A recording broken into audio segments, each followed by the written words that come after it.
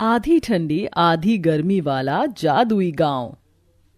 ये भगवान, बड़ी ठंड है। हाय, ये ठंडी ठंडी हवा सीधे जाकर हड्डियों में चुभ रही है। राम जी ही बचाएं ऐसी कड़ाके की ठंड से।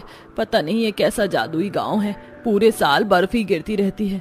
भला होता कि हमारे जादुई गांव में सर्दी नहीं बल्कि 6 महीने ठंड और 6 महीने गर्मियां होती।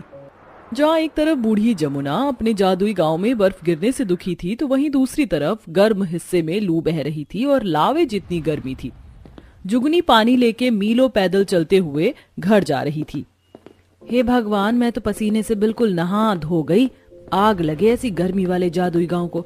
नदी तालाब सब सूखे पड़े हैं, कितने किलोमीटर दूर से चलकर पानी लाना पड़ता है। इससे लाख गुना अच्छा तो पहले का मौसम था, थोड़ी तो दिक्कत परेशानी होती थी।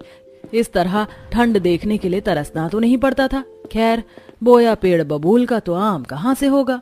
आखिर क्यों ये महिला ऐसे मिसाल दे रही है और क्या है इस जादुई गांव का रहस्य जिसमें एक समय पर 2 अलग अलग मौसम मौजूद है। तो चलिए इसके पीछे की कहानी देखते हैं। दूर दराज बसा हुआ बलियापुर गांव आज भी बाकी गांव से पिछड़ा हुआ है। वहां कमाने के ज्यादा जरिए उपलब्ध नहीं है। सभी लोगों के घर आज भी मिट्टी के हैं और कुछ लोग फूस की झोपड़ी डालकर रह रहे हैं। गांव में केवल रोजगार के 2 ही साधन मौजूद हैं, खेती बाड़ी और ईंट की भट्टी। आधे लोग किसानी करते हैं और आधे ईंट की भट्टी पर मजदूरी करते हैं। जहां मोहन और हरिया निराश दिल से बातचीत कर रहे हैं। हम किसान लोगों ने दिन रात खून पसीना बहाकर एक एक दिन इस जमीन पर इस उम्मीद से मेहनत की कि खेत में दिन रात हल चलाया, बीज लगाया, खाद पानी दिया कि इस बार हमारी खेत की फसल बहुत अच्छी होगी तो हम साल भर पेट भर कर खा सकेंगे। लेकिन इस बेतहाशा गर्मी के मौसम ने हमारी सारी उम्मीदों पर पानी फेर दिया। अरे ये तो गर्मी के मौसम में हर साल ही होता है। हम जाने कहां कहां से कर्ज उठाकर खेती बाड़ी करते हैं, लेकिन ये गर्मी का मौसम हमारी अच्छी खासी फसल को नुकसान पहुंचाता है। अरे इससे तो अच्छा होता कि हमारे गांव में साल भर ठंड का मौसम बना रहता, तो हमारी फसल भी बर्बाद नहीं होती और मेहनत भी इस कदर जाया नहीं जाती। तुमने बिल्कुल ठीक कहा भाई। अरे तुम किसान लोगों को तो केवल अपनी अपनी पड़ी है। अरे हम मजदूरों के बारे में कौन सोचेगा। हमारी भट्टी तो गर्मी के मौसम में ही चलती है, सर्दियों में तो काम ही नहीं निकलता है। ऐसे में हम अपने परिवारों की रोटी पानी कैसे चलाएंगे, कभी सोचा है? अरे तुम लोग भी हमारी तरह खेती कर लो, किसने मना किया है? ज्यादा लंबी लंबी बातें मत फेंको बरखुरदार। अरे तुम लोगों की तरह हमारे पास खेती करने के लिए जमीन भी तो होनी चाहिए ना। इस तरह मौसम को लेकर लोगों के बीच में लड़ाइयां शुरू हो जाती हैं। तभी गांव की सबसे बूढ़ी महिला सीता काकी आकर दोनों का झगड़ा सुलझाती है। अरे क्या हो गया है तुम दोनों को, इस तरह से लड़ाई क्यों कर रहे हो? एक ही गांव में रहकर इस तरह से एक दूसरे के खून के प्यासे बने हो। पहले ही हम लोग इतने दुख तकलीफों में अपना पेट भर रहे हैं। भाई भाई की तरह रहो, भगवान से प्रार्थना करो, वो सबका बेड़ा पार लगाएंगे। अरे बस करो काकी, अगर सच में भगवान होते तो हमारे गांव की परिस्थितियां इतनी गरीब और दुखदाई थोड़ी ना होती। बात करती हैं। गांव के गरीबी भरे हालातों ने गांव के तमाम निवासियों को नास्तिक बना दिया था, इसलिए कोई ईश्वर में श्रद्धा विश्वास नहीं रखता था। जबकि सीता इकलौती ऐसी थी जो अपनी दिन की शुरुआत भगवान का नाम लेकर करती थी और जब कभी उसके दरवाजे पर कोई इंसान या जानवर आ जाता तो वह उन्हें भूखा नहीं भेजती थी। इतनी मेहनत मशक्कत के बाद भी सारे गाँव वाले दुख भरी रोटी ही खाते थे। जहां दीना अपनी पत्नी कम्मो से बोलता है, अरे थोड़े दिनों में ठंड का मौसम शुरू होने वाला है कम्मो, फिर ईंट भट्टी बंद रहेगी। समझ नहीं आ रहा है ये ठंड के 3-4 महीने कैसे कटेंगे। यही चिंता तो मुझको भी खाई जा रही है जी। हम तो गरीब आदमी हैं, डेली के कमाने खाने वाले, राम जाने क्या होगा। जहां ठंड के मौसम के आने पर भट्टी पर काम करने वाले मजदूर लोग दुख और शोक मना रहे थे, तो वहीं किसान लोग बेहद खुश थे। जहां मोहन रोटी खाते हुए अपनी पत्नी सरला से बोलता है, अरे किसी तरह से साल के 8 महीने कैसे न कैसे करके गुजर गए।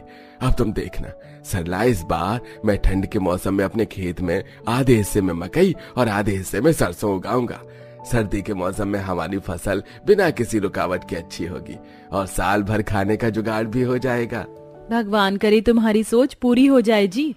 उधर सीता अपनी थाली में 2 रोटी बनाकर खाने चलती है, तभी एक कुत्ता काऊ काऊ करते हुए उसके दरवाजे पर आकर बैठकर पूंछ हिलाने लगता है। तुझको भूख लगी है? ये ले, इसमें से एक रोटी तू खा ले, मैं एक खाकर रह लूंगी। कुत्ता मुंह में रोटी दबाकर चला जाता है, तभी एक गाय भी आकर गुहार लगाने लगती है। लगता है आज ईश्वर ने मेरे नसीब की रोटी लिखी ही नहीं। लो गौ माता, ये तुम खा लो। गाय रोटी खा लेती है, तभी वह गाय देवी पार्वती बन जाती है। सीता, मैं तुम्हारे मददगार भावना से खुश हुई, इसलिए इस प्रकृति की सृजनहार होते हुए मैं इस गांव के आधे भाग को ठंडे गांव और आधे भाग को गर्मी वाले गांव में हो जाने का वरदान देती हूँ, ताकि सबकी अड़चनें दूर हो जाएं। किंतु याद रखना, इस गांव में अब इस 2 मौसम के अलावा और कोई तीसरा मौसम नहीं आएगा। तुम्हें पूरे साल इसी एक मौसम के सहारे रहना होगा। हम सबको स्वीकार है देवी, हम रह लेंगे। ठंड का मौसम हम किसानों के लिए लाभकारी है। हाँ, हम भी इस गर्मी के मौसम में खुश हैं। तो फिर ठीक है, आज से इस एक गांव के अंदर 2 मौसम रहेंगे सदा के लिए। देवी के वरदान स्वरूप जादुई गांव में लोग कुछ दिन तो खुशी खुशी रहने लगते हैं, लेकिन थोड़े वक्त के बाद कुढ़ने लगते हैं। जहां साल भर गर्मी पड़ने के चलते मिट्टी पेड़ पौधे अपना संतुलन खो देते हैं, जमीन से नमी चली जाती है, नदी तालाब सूख जाते हैं, मजदूर लोग पसीने में तरबतर ईंट बना रहे थे। हे भगवान, इस गर्मी वाले शुष्क मौसम ने तो उबाल कर रख दिया है। इससे भली तो ठंड थी। अरे तुमने बिल्कुल ठीक कहा भाई। देखो, इस नवंबर दिसंबर में भी गर्मी के मौसम में थोड़ी भी राहत नहीं है। दिन रात बस लू चल रही है। ऐसा लग रहा है रेगिस्तान में रह रहे हैं। जहां एक तरफ गर्मी वाले गांव के वासी दुखी थे, ठंड वाले गांव का भी कुछ ऐसा ही हाल था। कहानी के अंत में क्या हुआ, चलिए देखते हैं। जहां सरला शीला दिन रात की बर्फबारी और ठंड से बिल्कुल उकता चुकी थी। इस ठंड ने बड़ा उकता दिया है बहन, जहाँ देखो बर्फ ही बर्फ है। इतने दिनों से सूरज का मुंह भी नहीं देखा है। सही बोल रही हो बहन, ये जादुई ठंडा गांव तो श्राप के जैसा लग रहा है। इससे अच्छा तो पहले वाला मौसम था। न लकड़ी मिल रही है, जहाँ देखो दिन भर कोहरा ही कोहरा छाया है। खिली धूप देखने की इच्छा हो रही है मेरे दिल में। तभी ठंड में ठिठुरते बूढ़े रामू काका बोलते हैं, अरे तुम सब लोगों ने तो ये वरदान मांगा था, अब जियो ऐसे दोहरे मौसम में। अरे मौसम का संतुलन जरूरी होता है। ईश्वर ने जो बनाया था अच्छा बनाया था। हम लोगों ने प्रकृति के साथ छेड़छाड़ की है। हमें अपनी गलती के लिए पश्चाताप करना होगा। सब गांव वाले मिलकर प्रकृति के संतुलन के लिए गुहार लगाते हैं। तभी पार्वती माँ प्रकट होती हैं। क्या हुआ, तुम गांव वालों ने मुझे फिर से स्मरण किया? अब तो मैंने तुम्हारी इच्छा पूरी कर दी है। किसानों को ठंडा गांव चाहिए था, उनके पास ठंडा गांव है।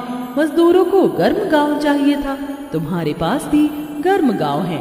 अब क्या बाधा है? अपनी भूल को मान लेते हैं और सीता बोलती है, हे माँ, हम सबको हमारी भूल का एहसास है कि मौसम का संतुलन कितना जरूरी है।